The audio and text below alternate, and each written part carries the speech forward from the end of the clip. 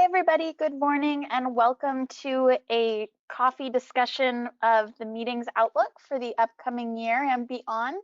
The goal today is we have 6 amazing panelists here to just chat about what they're seeing in their world in terms of meetings and events, what best practices they're seeing, what trends they're seeing, what creative ideas have come through their offices. So again, we have Michelle Hardy from Meeting Sites Pro. We have David Katz from Viceroy. We have Denise Graziano, who runs a marketing communications firm. She's the CEO. We have Jennifer Simpson from Phoenix. We have Elise Rollinson, who runs a third-party meeting management company in San Diego. And we have Cornelia Young from the Hyatt Regency Orlando. So thank you all for being here today. To our attendees, if you have any questions for our panelists, please feel free to submit those through your control panel. And to get us started, to our panelists, can you start by just giving us an overview of what developments you're seeing in your area and what you're excited for meetings coming up soon? I'll go ahead and kick us off. Welcome everybody. Glad you're here with us at 8:30 in the morning if you're on the West Coast and 11:30 on the East Coast. So welcome to our first kickoff meeting for our industry updates. I'm going to give you an update on Naples, Florida area, where we have been open for a while now, and we've been having meetings from right around 10 people has been the going amount, but we are also able to meet as long as we're able to social distance and we follow the CDC's guidelines. We're able to meet, gather, and really facilitate our businesses. Restaurants have been open at 25% capacity. I'll tell you, I flew last night from from Naples, Fort Myers to San Diego, and the flight rules are 85% capacity, and these flights have been full. Our flight was full to 85 to where they could take it. They could do more, but right now their guidelines are 85% occupancy. Have any of you, the rest of you guys, actually done any traveling? Any since this thing started? Wisconsin. I'm up to Wisconsin, and it's very different than Chicago. They're taking it a little bit different approaches. In Chicago, everyone's wearing face masks, I feel. In Wisconsin, I would say 75% of the people are wearing masks and 25% maybe aren't. But it's the businesses are open, which is exciting to see up there.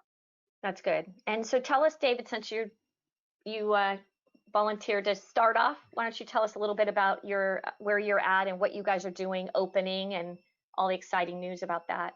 Yeah, we're getting ready for our relaunch on June 19th, and we've had a lot of exciting things taking place at the hotel, new procedures taking place, getting ready for everything. But the Gold Coast area, as you had mentioned, is the restaurants are starting to open. The patios are opening. I drove down there last night. There was hustle and bustle going on. It was really nice to see.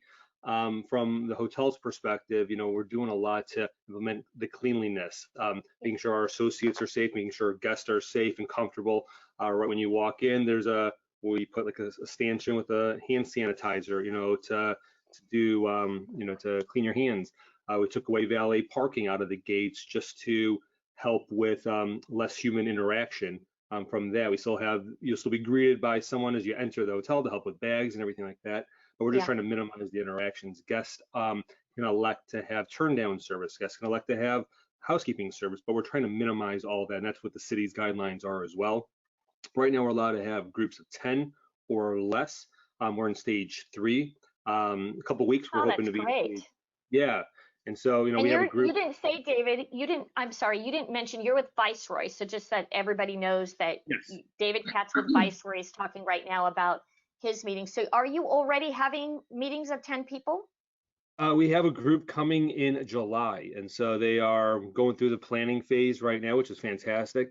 Going through the checklist, how do you want your room set? Like, just put 10 chairs in there, we'll figure it out. Like, okay, great. We want to be part of the process. But our space really is conducive to the smaller meetings at the hotel as well. So again, it's just those small, the additional items that we're putting into place. We're taking out the mini bars. We have a new amenities book that we will deliver an amenity to you. a mini bar amenity to you versus leaving it out in the room. Over the front desk, we have the plexiglass checking in. We also will have a person that's constantly wiping down the elevator buttons, and we have asked, we have a sign that's going to state basically one person or one group at a time going into the elevator. So we're all mandating that as well. And just really following the city. The city is doing a great job opening parks. The lakefront's not open just yet, but that's stage 4. Yeah. So we're in the home stretch, I think, and they're making small steps. And I think everyone's taking it seriously, but also people are trying to get back into the workplace and trying to reconnect. So do you know when you're going to move from like a 10 person, like what the next step is? Is there guidance yet from going from 10 people to going to 50 or 250 or what's yours is in your city? Yep. So the next step would be stage 4. So stage 4 jumps up to 50 people. Okay. And for hotels, it's interesting. Governor Pritzker, he has done a nice job with rolling everything out, I think. And for the hotels, it's kind of vague. It says small gatherings, and so again, there's no number, but it says groups of 10. Throughout the city. But from a hotel, it says small gatherings in lobbies, and so I think we have to use our best judgment on that, and making sure that everyone's safe on that. And I know we're doing that too. If we can social distance on any of our programs, then we're okay. Like we're having one in Orange County where it's coming up here in just a couple weeks, and while Orange County doesn't have specific guidance, we're following CDC specifically because for California it's regional. And so as long as we can social distance, we're okay with having that. So Cornelia, I want to just ask you some questions about some of the things you're doing as far as your food and beverage sets, and you're at the Hyatt in Orlando. Some of your food and beverage sets and things you guys are doing, because you guys are open now, and Second day. that's fantastic. So share some of the great news of what you're doing. Yeah, it's exciting to have doors open and to actually have guests in house and see them walking. We don't have groups yet, but coming in July, we have a couple of smaller meetings, and then we actually have 2 weddings still that are going forward. And then we're busy. People are relocating because, as you mentioned, Florida doesn't have as strict guidelines as other states have, and so we're working with it. It's not easy because there are no directives, but it's great because there are no directives, right? So you're kind of working your way through it. We are in the hotel in phase 1 because we just opened, which means everything is packaged at this point. We try to create menus that are that change every single day and that are not the same type of menu, especially for groups. But we're at a point where everything is either in a box or in a bag, be that for breakfast, for breaks, and then lunch. We kind of took it to the next step where we're doing stations, and a portion of it is prepackaged. So for example, one of my favorite ones is the bowl lunch. And you can choose from 3 different bowls, be it a quinoa, be it a pasta, what have you. That is pre-done and prepackaged and warm. And you go, depending on the size of group, you either get it from the server, go to the next station, and you can pick your protein, which is freshly prepared for you, but the protein also is packaged. So you have your beef, your salmon, your chicken, what have you. And then you have your station where your desserts or your snacks are. If it's a smaller group, we will have the bowl, the chef will be ready making your bowl, and then the chef will walk with you to the protein station and actually assemble it for you for a smaller group. But then everything is packaged, placed in front of the guest, and then the guest picks it up and walks away with it. And are you doing the same thing with coffee stations? Because I saw in, I think it was a Vegas property they had a station set up with the plexiglass, and then they have a server that's making the coffee. But for groups, what they're doing is they're going to set out a bunch of black coffees like just before a break, and then everybody can come up and get their coffee. So it's actually faster than when we self-serviced, that they already have the coffees prepared, and then all you do is go over to the station to get your condiments or pick up packages prepackaged of condiments. How are you guys handling the beverage area? And we haven't done it yet, so but we're envisioning it fairly similar. It's pretty easy if anybody just drinks a black cup of coffee, or if they want creamer and sugar, right? Because that is prepackaged, it's PC, and we can hand it out to them and they can walk away with it.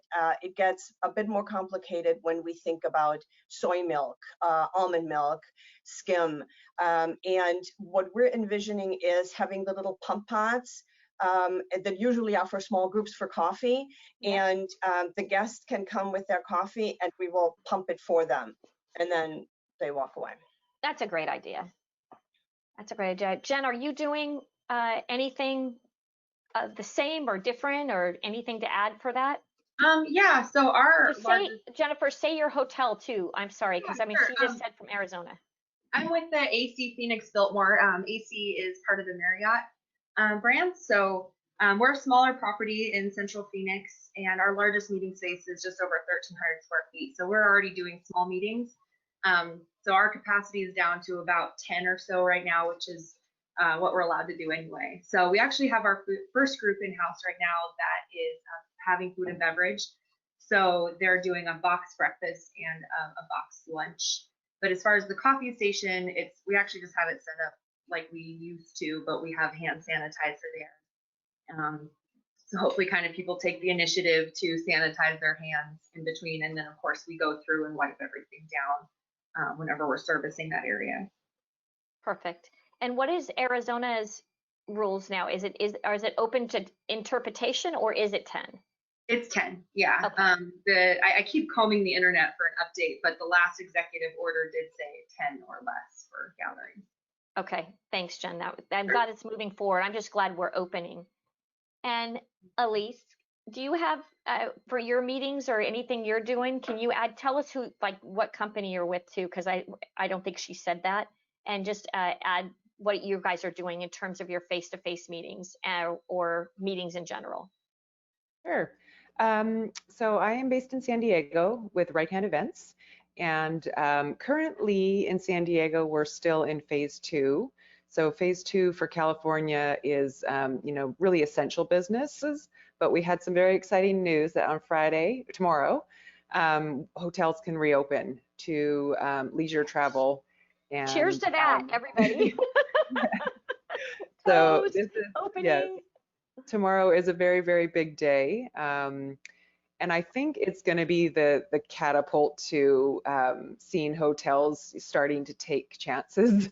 I have not found, and Michelle, maybe you have, but any real guidance on numbers of people. I did see one county allow gatherings of 12 as long as they're in the same social bubble, they said. Yeah. So I'm starting to see those kinds of conversations happening. But I do think we're going to see movement quickly now that the hotels can officially open, at least to leisure travel. Swimming pools can open, campgrounds can open, and our city is preparing for a big flux of incoming travelers this summer, just because it's a great driving destination for Arizona and all of Southern California. So I think leisure travel is going to bounce back really quickly. And we'll see kind of over the coming weeks what happens with hotel meetings. Unfortunately, the convention center has canceled in San Diego, has canceled all meetings in August, mainly because we're using that facility to house our homeless population right now. So there's 1,400 people living in our convention center.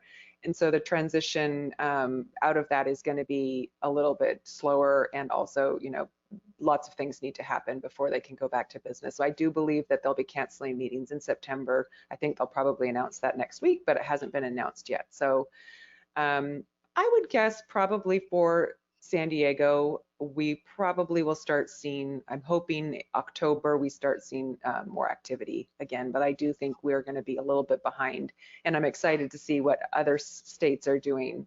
But I do think California is probably going to be one of the late people to the party.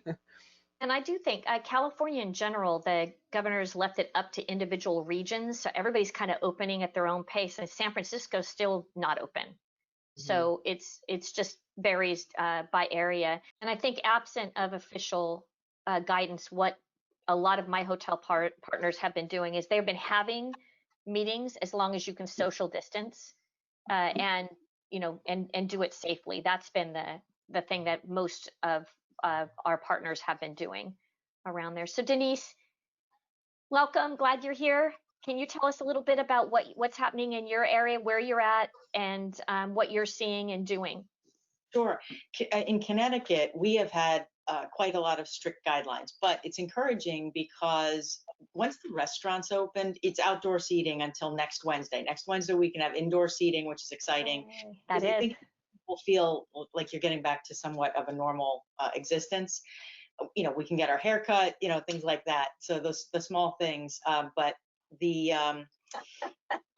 hotels have been largely, they've been open, but only for, essential workers, visitors, travel, that kind of thing. There has been very little meeting activity going on. I have consulted with my Connecticut lodging members from MPI, and they were giving me these latest updates. But as of Wednesday, I think we can do a lot more in terms of indoor, restaurants. Bars are not open per se, but within the restaurant you can go in.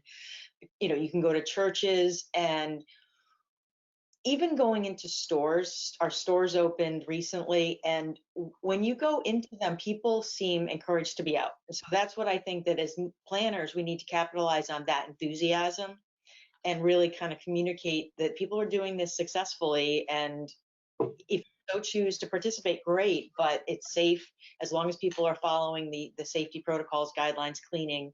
That's just will be key to making people feel like they're secure. Yeah, and I do think there's going to be some people that are in a higher risk category that still aren't going to be comfortable for a long time, which is where I think hybrid's going to be staying. I mean, right now, I'm sure all of you, I've been doing just virtual for the last few months, and it's going to be face-to-face. But even when we kick off with face-to-face, there'll be an aspect of hybrid almost at all of them for that reason. So are you guys seeing anything different? I actually have a couple of fairly large groups coming up, and they're not planning on any hybrid components. And they're in August and September, and we're talking, the smallest one is 1,200 and the largest one is 5,000. Wow. I know. Well, that's optimistic. Are you guys seeing any trends, any new trends right now, other than the hybrid portion of this and what you guys are doing? I think from our perspective, we're seeing the drivable market, as Elsa mentioned too, the drivable market, the leisure segment, I think is going to come back very strong. We have a roof deck pool at the hotel. I worked last night at the hotel, and probably 4 or 5 calls came in, which I fielded. And is your pool open? Is your pool open? Is your pool open? So I think people want to get out, but I also think it's the leisure segment that people just want to go out and explore and get out there. So definitely that. And then also, going to the health club at the hotel. We have a whole procedure on how many people can go into the health club at a time. So we have like a sign-in list. We're also bringing in a yoga instructor too, to give people different aspects. The Chicago property is not a resort. We call it an urban resort, if you will, but we'll have our outdoor terrace that overlooks the lake and have a yoga instructor there just in case we're displacing any guests that want to work out. So giving them different things to do at the same time is interesting. The other component that is interesting, we're taking away our amenity fee that we do have right now, just because the lack of amenities that we're offering, and just the situation we're in too. So we want to be understanding of that. So out of the gates, our house Tesla car is not going to be running. So we want to make sure that we're giving the guest value as well at the hotel, which is interesting. Jessica, do you have any questions from audience yet? We have a handful of questions. The first one I wanted to address is from Katie Hobbs, and she wants to start off with an update on St. Louis County. They're open for phase 4 on June 22nd, which is going to allow gatherings of more than 200 at that time. Masks are going to be recommended, but not mandatory. Their hotel employees will be screened daily for fever and must sign a waiver that they haven't been exposed to COVID. So those are her updates, which leads me into a question from Latika Webster. And I'm going to direct this to Cornelia as you're seeing groups. And Jennifer, you might want to answer too, as you have somebody in-house, as to whether you're having attendees sign waivers for in-person meetings. No, no, we do the same with our associates, as you just mentioned. Colleagues, when they come in, we do a self-test and we get scanned. And of course, we all wear masks when we're out in public. We will not require that from our guests. We're, how should I phrase this? We're here to create the safest, cleanest environment, but we're not policing. Same here.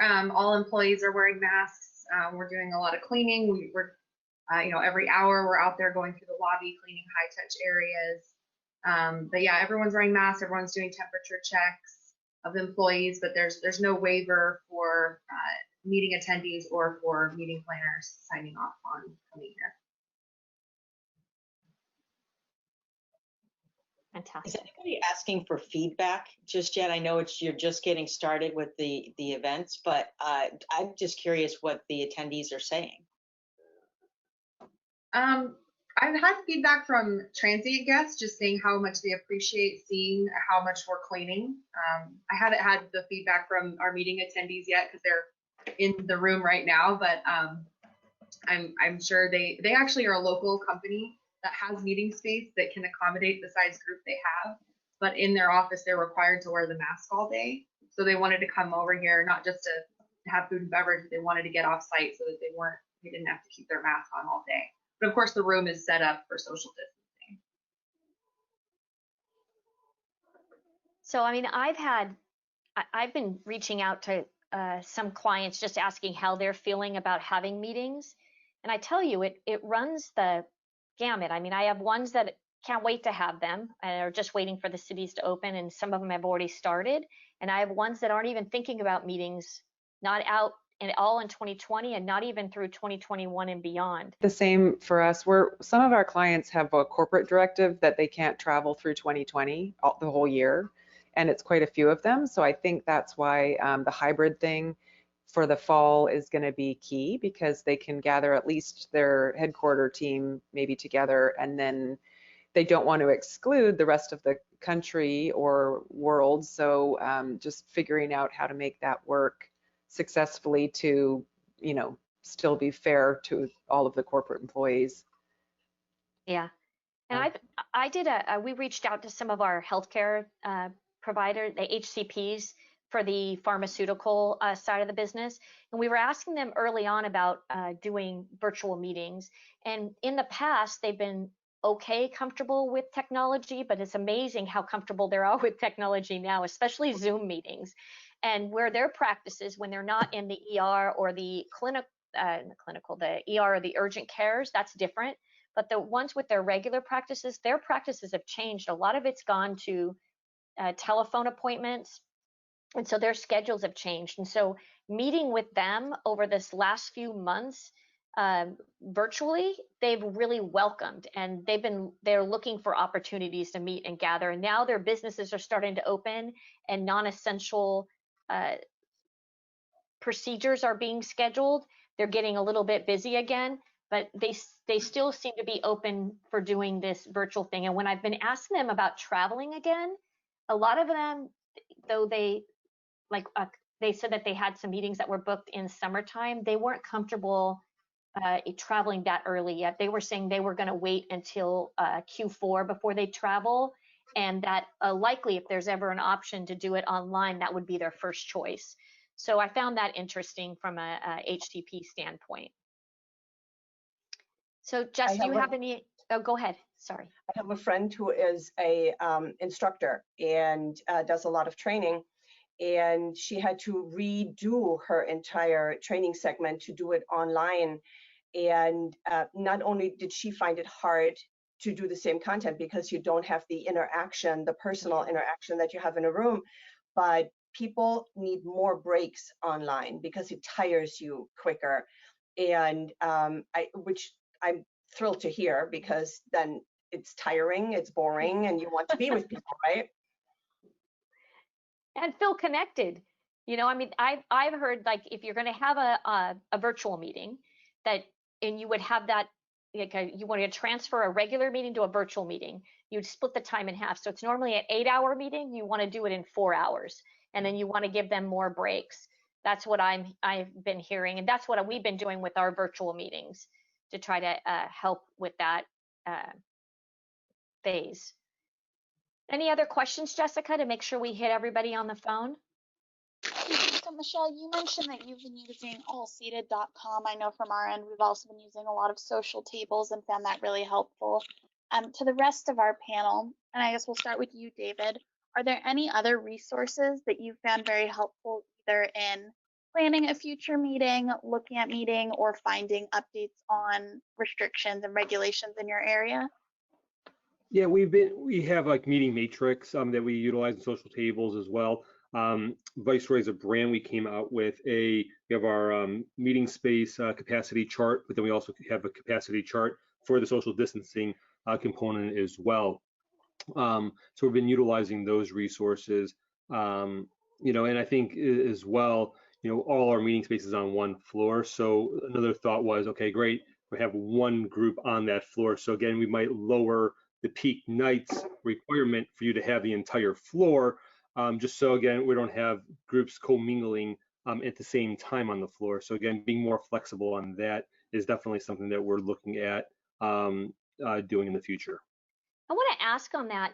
I mean, I know because we're needing now a lot more space, right, for social distancing in the meeting space. Have you guys talked from a revenue standpoint about how you're potentially going to manage that? Specifically, what I'm trying to ask you is, we're taking now a group that would normally have a general session and some breakout rooms, and let's say it's 600 people.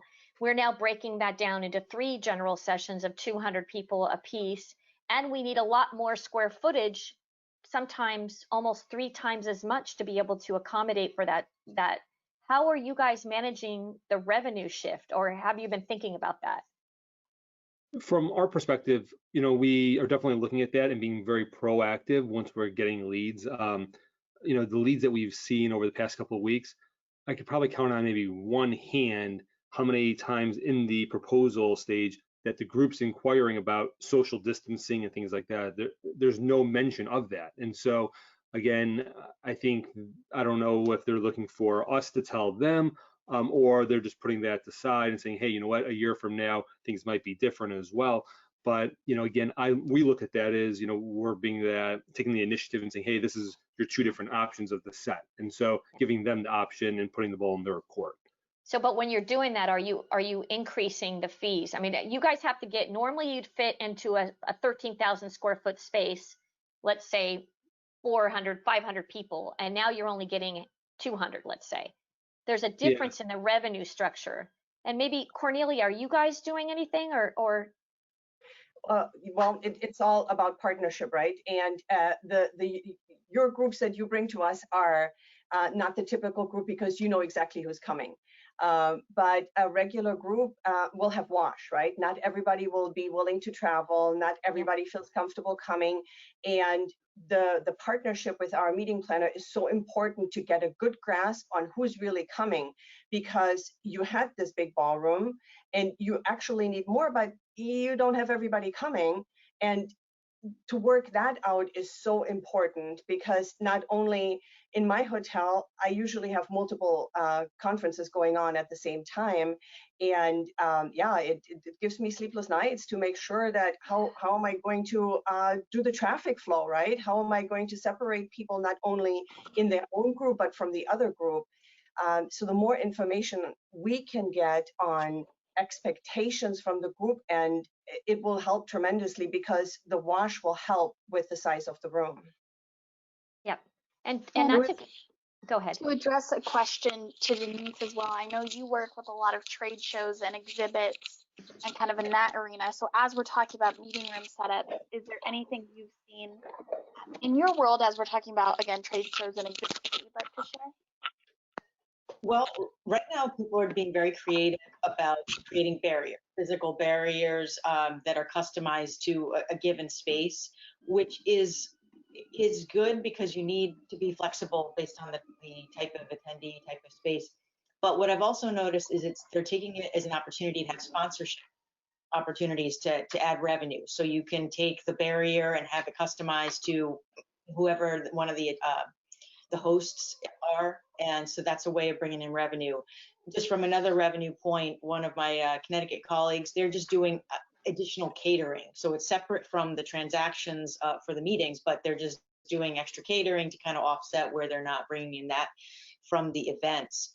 From the promotional product side of things, they're just trying to be as relevant as possible, and creating safety packages for attendees. I heard about something this morning where they're providing kind of like a kit if you wanted to bring your own food or have your own food with you to keep everybody feeling like they're very safe on site. So people are just trying to be as creative as they can to get things moving. I also want to say that from the logoing standpoint, there's a lot of opportunity to bring in revenue from having sponsors put logos on stuff. So I've seen them logos on masks, which I love the idea of, because a lot of us, if we're not able to social distance, we should have a mask on.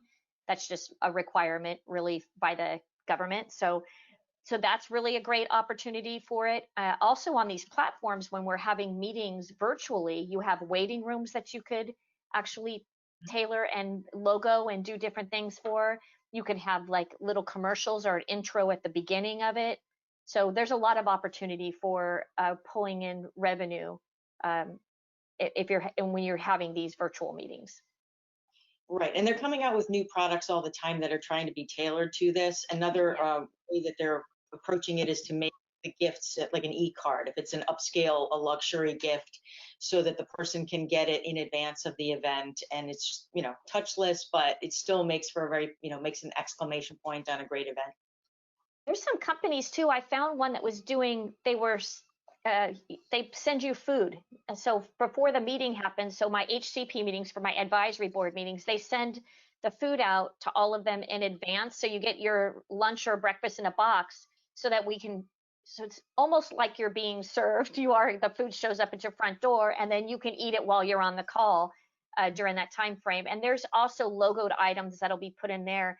There's also a company doing meetings in a box, so they'll put a bunch of sundries inside of a box and send them out to them, so that there's stuff that, whether it's a USB or to be adapters. And so there's a lot of different opportunities for that, to provide logoed items to them to make it more like white glove service.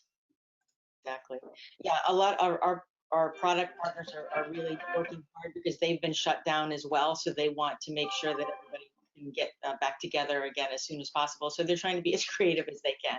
Absolutely.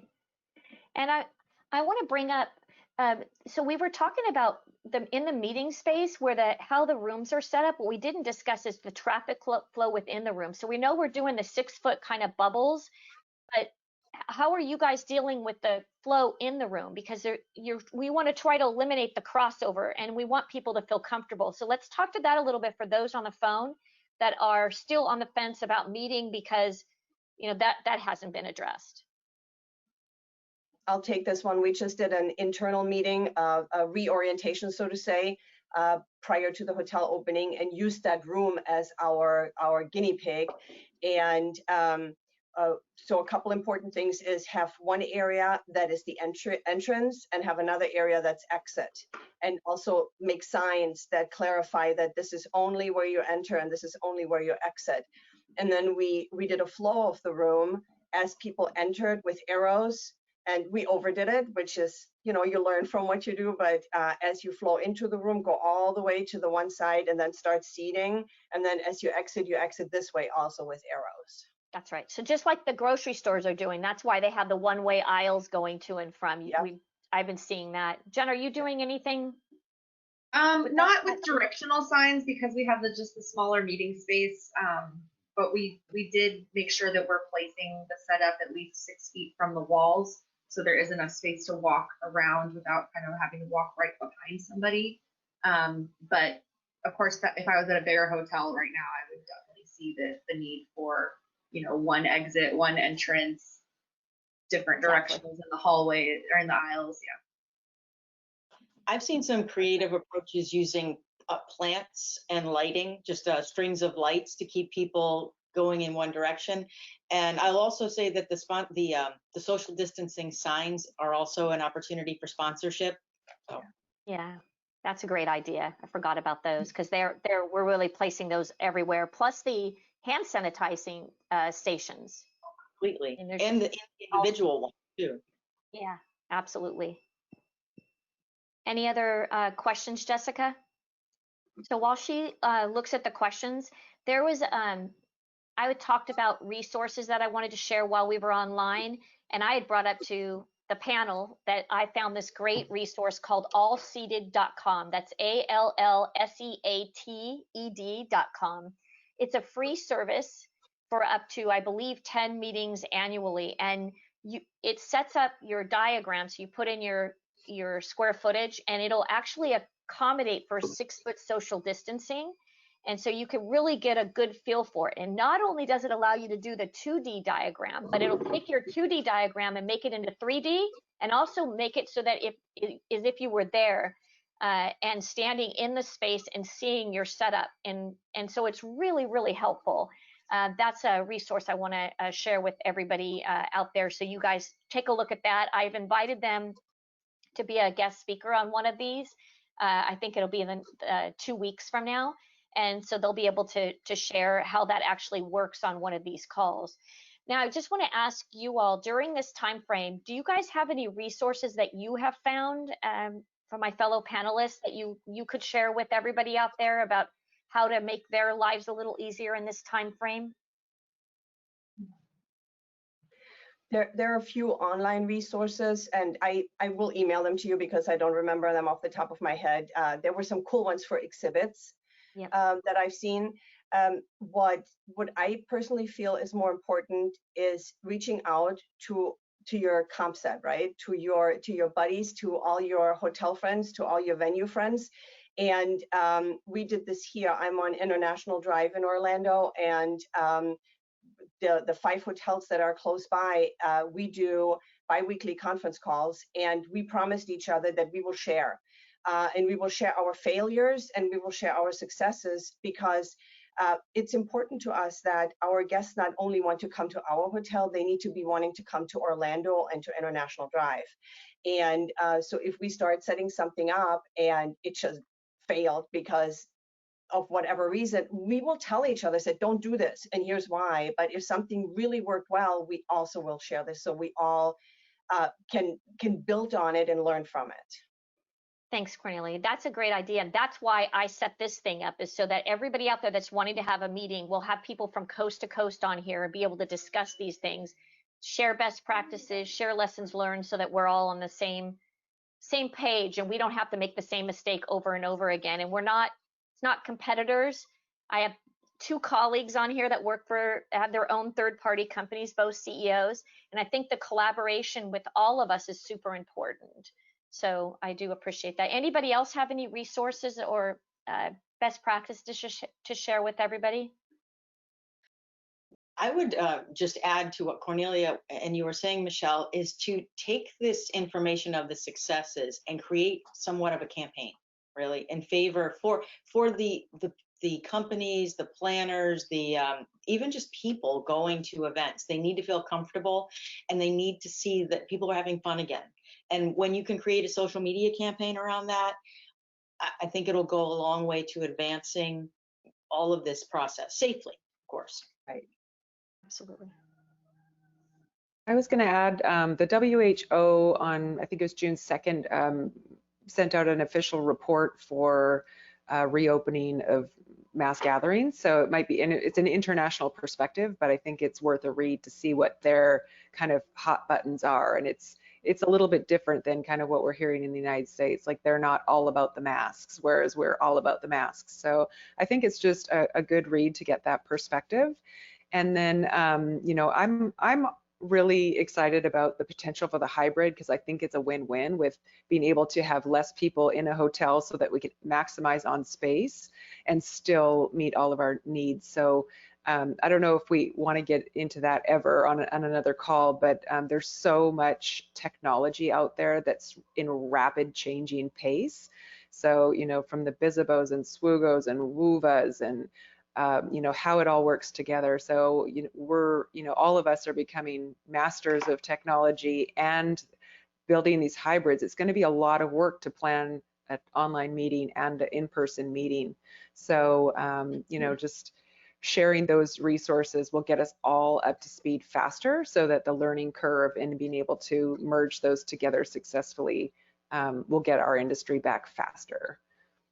Elise, do you have a website that has some of that information on it that we can provide to the audience?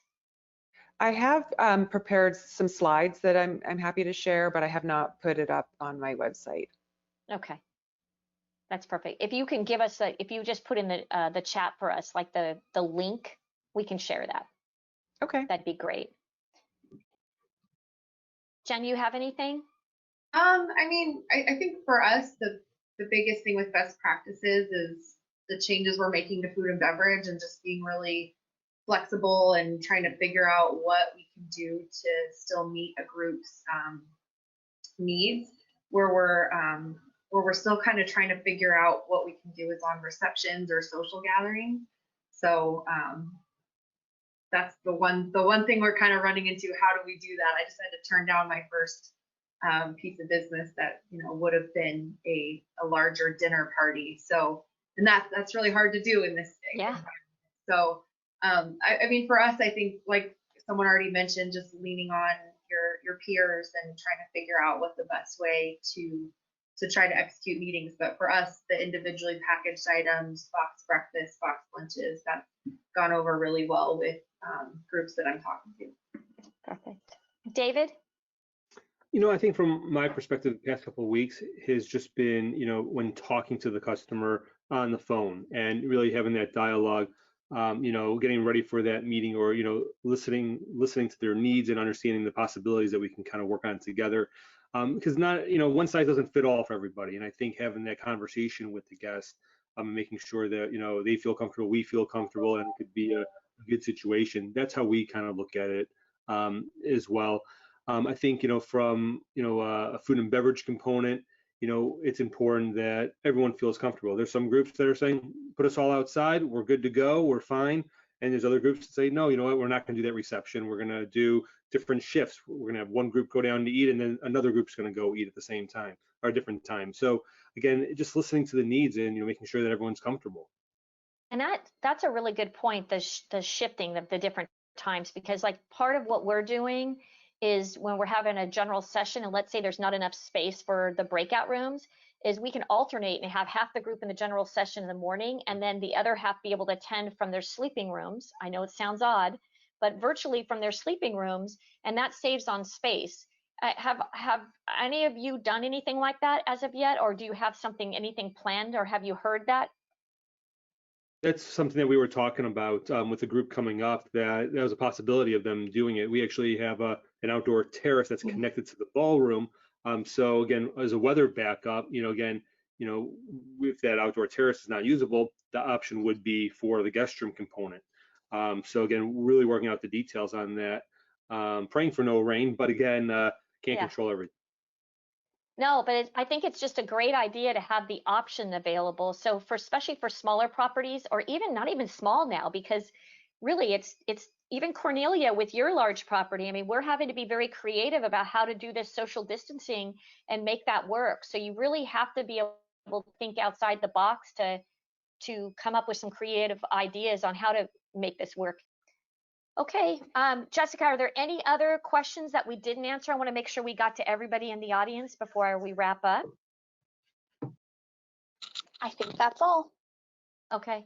Thanks you guys so much for your time and doing this with me. I really, really do appreciate it. And thanks for the audience for being on here. We hope that you got some good information to take back about meeting face to face and about how we're opening in various parts of the country. And we'll do this every single Thursday, same time, 8:30 through the 8:30 Pacific, 11:30 Eastern, through the end of July. I may extend it into August if this works out really well, but we'll have a different group of panelists. Sometimes you'll see the same panelists back. We'll have similar conversations to make sure that we keep the information fresh and make sure that we're giving you some good resources as we all navigate this territory together. So thank you again for being on, you guys. I really appreciate the partnership and really the collaboration with you. So thank you and take care. Stay safe and healthy. You. Bye, Bye. everybody. Thank you.